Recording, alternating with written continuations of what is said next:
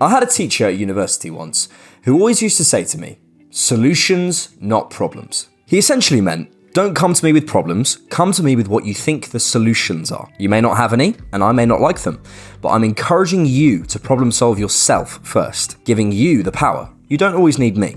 While I think there should always be space to share your issues and be heard, I do like the general idea. So while I hope you've had a good period of cursing Bazunu's time wasting, throwing darts at your Rob Holding dartboard, and wishing the goal to just be 2 inches bigger, let's think about some solutions to this mess, shall we?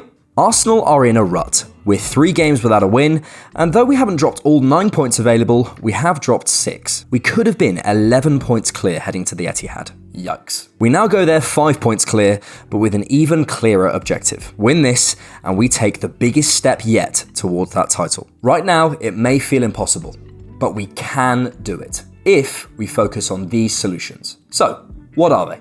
Number 1, fixing our build-up play. Have a look at these passing networks from our last 3 games against Liverpool, West Ham and Southampton. I've added in the yellow arrow to indicate the distance between the last defender and the final attacker. Passing networks indicate the player you pass to most. The brightness of the arrow indicates the volume of passes, and the position of the player is their average position. Now look at the 3 games before. As you can see, the arrow is a lot shorter, and the distances between the players has shrunk massively in relative terms. As I talked about in my last video, when you decrease those distances, you make it a lot easier to connect up as a team, you make it a lot easier to play, and a lot easier to create chances. You can also control transitions better, and press and counter-press with more authority. For their second goal, for example, if the defenders are higher up, Alcaraz definitely doesn't have the time on the ball to take it, turn and pick a pass. Look at the space and time he has between the lines. It's a huge issue. The line was slightly higher against Southampton according to the numbers, but it's still causing us problems. Our best period of possession in the game came when we squeezed up after half-time and near the end. We have to fix this to fix our overall performance. And to do that,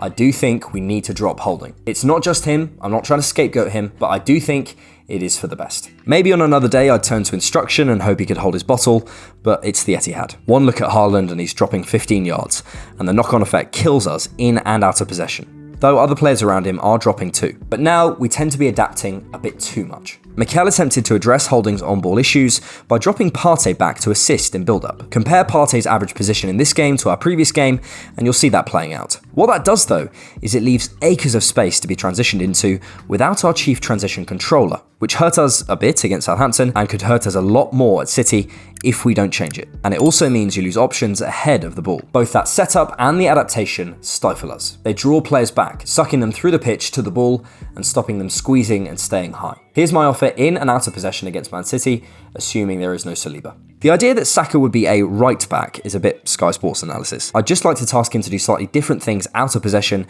and do his normal role in it. His tackling technique is incredible and he has the legs, so I don't think he'd lose a crazy amount going forward, perhaps only in transition as he travels and isn't available as the outball. Partey is one of our best players at getting the ball back, but let him do it in the zones he's comfortable in. Stop dropping him back to assist someone. And for me, Trossard has to start. He has the ball retention to keep us high and reduces the chances of us giving it away for no reason. What would you do? Drop it in the comments. Number 2, cutting out individual errors. Have a look at this. This is Arsenal's most regular back 5 plus Holding and Tierney compared with Man City's plus Laporte and Walker. It measures individual errors in the Premier League, i.e. errors leading to goals, shots or penalties according to SofaScore. It's not good reading. It's very easy for me to say just cut out errors, of course. It's much harder to fix. But when you look at this, it shows you Man City are just better on that front, and that's who we're competing with. Arteta is clearly aware this is a weakness too, and was very cutting in his presser. So why is it happening, and how do we fix it? Well, like anything, there's probably hundreds of factors. Youth, system, fatigue, style, fixtures, the stadium, all sorts. But the thing I want to pick out is concentration. We've conceded a lot this season from giving balls away in the midfield. Think Walcott, Rashford, also early goals like Billing, Watkins and Alcaraz, and from unnecessary errors like Gabriel against Fulham, Saliba against Leicester, Tomiyasu against City, etc, etc. We've also conceded a lot of goals from set pieces. Maybe lots of clubs and fans feel like this, but I feel we're so rarely torn apart by some great sweeping attacking move or broken down after a long period under the cosh. It just feels like the goals we concede are often self-inflicted, avoidable. Even in the last 2 games, Zinchenko and Saka at the back post, Partey too casual in the midfield. There's mitigating circumstances in all of them, but it feels like there's simple things that just don't get done. I'm not quite sure how you fix that, but the best teams in the world somehow rarely have those lapses. Maybe I don't watch them enough, but I can't recall Modric giving the ball away since about 2007. Remaining present and playing the game, not the occasion, as Arteta says, is a huge part of it. And this young team need to do just that. I hope we're looking at our preparation for any possible slip-ups, and I hope our experienced players can help, but they are often the ones making the mistakes. I'm about to tell you about one, but to hear the other two, head over to patreon.com/differentknock to sign up as a TDK member, or click join on the channel below to get that and loads of other benefits. Number 3, get back to winning our duels. Martin Odegaard's season average for ground duels is a 43% win ratio. Against Southampton, he contested 8 and won 2, and at Liverpool he contested 5 and won 1. 25% and 20%, a reduction by half. Partey's season average is 57%. Against West Ham, he contested 7 and won 2, nearly 2/3 less than usual. It's a similar story throughout the team, and too many people are having an off day at the same time. You can carry 1 or 2 people for a game, but you can't carry everyone. It just isn't good enough.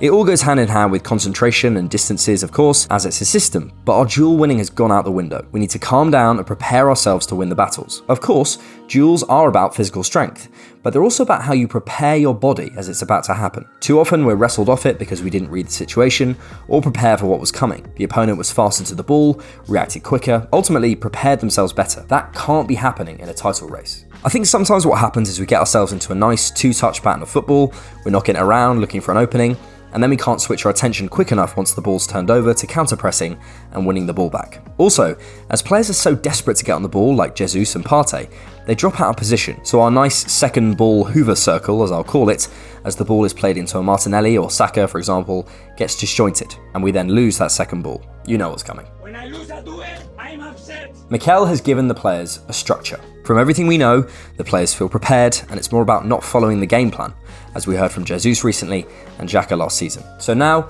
we need the players to find the solutions. Just like my teacher, Mikel needs to empower those under him to find them. At some point, as a person in a position of influence, you can no longer wave your arms about and show them where to go. They need to learn, and they need to fix it in the moment. And let's hope they do it very soon. There's a title on the line. But trust me, win on Wednesday, and this will feel very, very different. It's still in our hands. Just hang in there.